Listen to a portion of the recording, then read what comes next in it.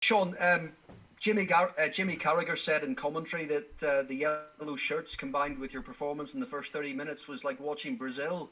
I just wondered what pleased you most. What did you like specifically about the team's performance tonight?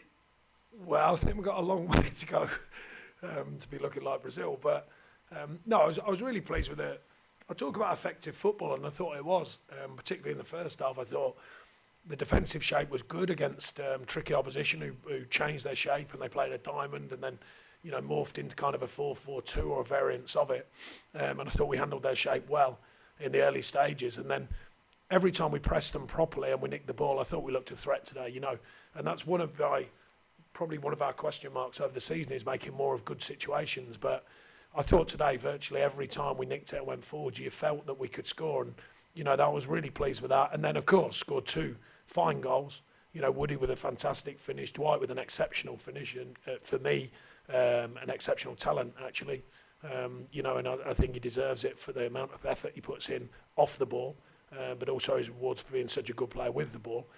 Johan hits the post, Brownie has an unbelievable chance from sort of middle of the box, Vids has a couple of moments, and it's a very strong first half. You talk about Dwight McNeil's talent. Where does that goal rank compared to some of the goals you've seen this season? And how far can he go in his career just in terms of that talent? Well, as regards a goal, it's a fantastic goal, and it shows how much I know because I was shouting for him to switch it, and then he chops inside and then bends it in the top corner. So that's the quality of my management at times. But look, the belief in what he is as a player, the lads all believe in him, I believe in him, and I think he puts too much pressure on himself. I've said many times that you got to relax and play with a smile a little bit more because he demands a lot of himself, and that's a great quality to have in some ways, but sometimes too much. And and he comes in after games and he looks like he's broken because he hasn't done the things that he thinks he can do.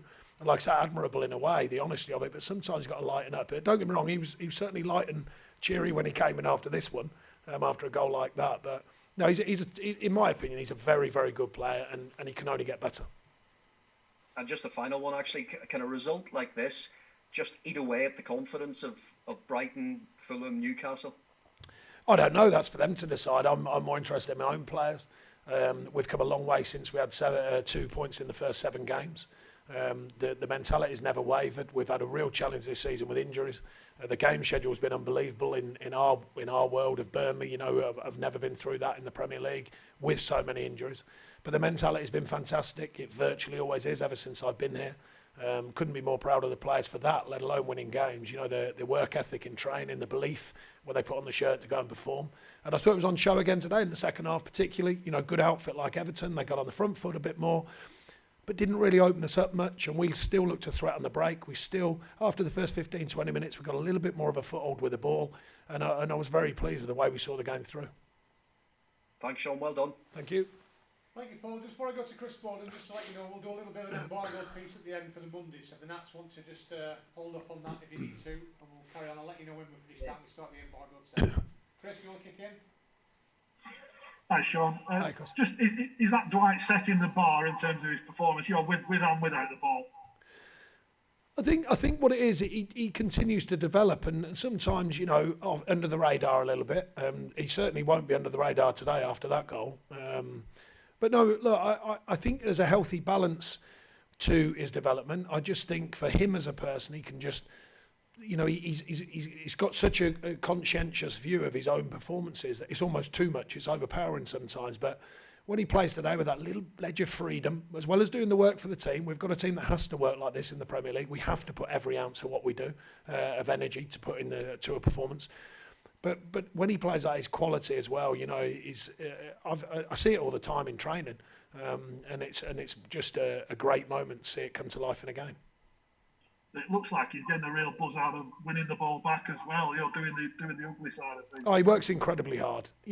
People sometimes forget that every player at this team has to work hard. We're not always blessed with the riches of others to buy like true quality. I believe we've got quality, without a doubt, but we ask everyone to work hard, and he certainly does a shift. There's no two ways about it, and he's learning on that side of the games. I mean, that'll stand him in good stead. I believe he'll go on one day. He'll go on to bigger than better than Burnley, not because I don't think we're a big club or a good club, but maybe the superpower clubs, and I think they'll marvel at the fact that he does work so hard for the team, as well as being a player who can deal with the ball, without a doubt.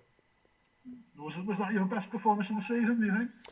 Well, I think coming off kind of a weird run, not really. You know, a lot of people saying they haven't won and all this, but actually, I think we've only had one loss in 7. I think that's right. You'll probably correct me on that. So to come here and then win on the back of that run, to get them points on the board, but under, you know, circumstances where you come into Everton, they're a good side, they're having a good season. I know their home record's been, you know, up and down, but you know, they're a good outfit, and to come here today and deliver a performance, not just the win, by the way. You want to, look, every manager will take a lucky win now and again, but every manager really wants a win from a performance. And I thought today was both. It was a performance and we got the win, and that's really pleasing for the players and for myself. So it's one of your Nirvana performances, isn't it? Where you create chances, you've defended, you've found a way. Well, I'm not quite sure about Nirvana performances. Probably over-egging it a little bit. We've had some good performances, you know, down the years. We weren't too bad the other week, you know, at Liverpool, and we did all right. So we've had some good performances, but I know what you mean. You know, some games like we had to defend well, and we nicked a chance at Liverpool and all of that business. But today was a healthy balance, I thought. Defending right, work ethic of the team, the ugly side of the game when we needed to, and make sure we were blocking and working diligently, front two, working hard from the front, etc. But also the effective football I talk about. We're playing short, we're playing long, we're playing on the counter. All the things that I think are important for an outfit to win games in the Premier League, and I thought we delivered that. Spot on. Cheers, Sean. Thanks. Thanks, Chris. Alex James, please. Sean, can you hear me? Yep. Congratulations on the result. I think you had 14 shots on goal today, which is a hugely impressive figure. What do you put that down to, and how much do you think the effectiveness of Vidra and Wood up front is sort of continuing to grow? I thought the front two, I thought the two wide players linking in and coming into pockets and different positions higher up the pitch, which we want them to do. Effective play at times to, you know, make the game feel different for them and stretch their shape. But no, really pleased. The chance count is not always as relevant as the quality of chance. I've been saying that all season, but today was a good mixture. Chance count was certainly decent away from home in the Premier League, but also the quality of chance. So I was pleased with both. How do you see that sort of picture at the bottom of the table now? Obviously, you're 7 points above the bottom 3 ahead of Fulham's game later on. How do you assess that in terms I've never really, I don't remember speaking about the league table all season or all my seasons actually. It's always the next game at the time, and the one that I'm always really keen on is that one at the end of the season. If you get that one right, then you know you've done well. So the bit in the middle is just the ups and downs, topsy-turvy nature of a Premier League season. We focus on the next game. I don't just say them words lightly. That's the thing that I believe in, and I encourage the players with that. And I think that's a key factor, you know, over a season for our players. It keeps them thirsty for the next performance. And the last one doesn't know you the next one. You know, your mentality's got to be right every single performance. And I always speak to the group, the players, the staff about that. And I think there was a clear-mindedness today about that. You've always been very proud of your players, but just how proud are you of them after today's performance, given that the majority of them have played every game in what has been a really hectic schedule for you over the last sort of 6 weeks? Yeah, I mean, look, the pride in the playing groups that I've had down the years has never wavered. At the beginning of the season, we were stretched. We had 2 points after 7 games, but I don't remember ever questioning the pride of having them, or the work ethic, or the belief, or the mentality, any of that. You know, look, they give a lot to the cause. They give a lot to the shirt, they give a lot to the fans, and a lot to themselves and the staff and the manager. You know, so I'd never ever question that. It's just that when it works today in an important game, and a really good game against really high-end opposition, I believe, then it just gives them that reward for all the efforts and all the detail that they put in. So I'm certainly very, very pleased for the players, without doubt. And it's a good... Look, I don't very often mention these things, but my wife had to bury her brother. He was only 47 on Wednesday, and it was a tough day. So, you know, if I'm ever going to put a game to someone, it'd be for him. You know, and I said that to my wife, and I played his song before the game, and then I didn't tell the players until afterwards because I thought I'd well up. So I told them after the game. But anyway, look, a little moment, a little personal moment that I think is important to remember for me and my family. Sorry to hear that. No, it's all right. Just on the injury situation, Johan seems to be just putting a bit of ice on his leg when he was taken off. Is he okay? And how's Charlie Taylor, Jack Hawke and Ashley Barnes developing? Yeah, so in that order, Johan's all right. I think he got off quick. He felt something, and we you know, we've said to him, because he's had so many ups and downs, said, look, if you feel anything, you've got to get off quick, and he did. So hopefully that's going to be something out of nothing.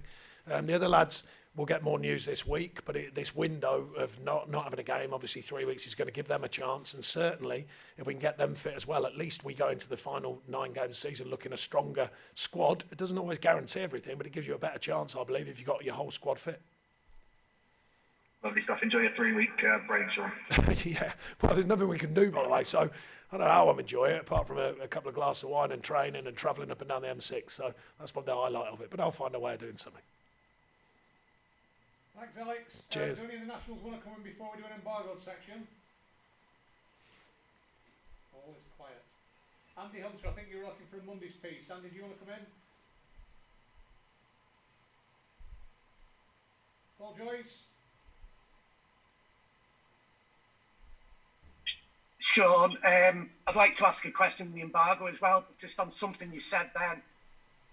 Don't want to appear prying, but you mentioned you played a specific song before the start. Is there anything you could add? What the song was, or? Yeah, it was just an old dance song called. No, it was an old dance song called "Tall and Handsome," and a few of his mates told me about it the other day, and I had it in mind. And I didn't tell the lads before the game. I put it on. They were all looking at me a bit weird because I never get involved with the music. And I said, "Oh, it's an old classic from back in the day in Ibiza." And they were like, "Oh, okay." And then I told them afterwards. So it's just a little. It's a small personal thing, but. Yeah.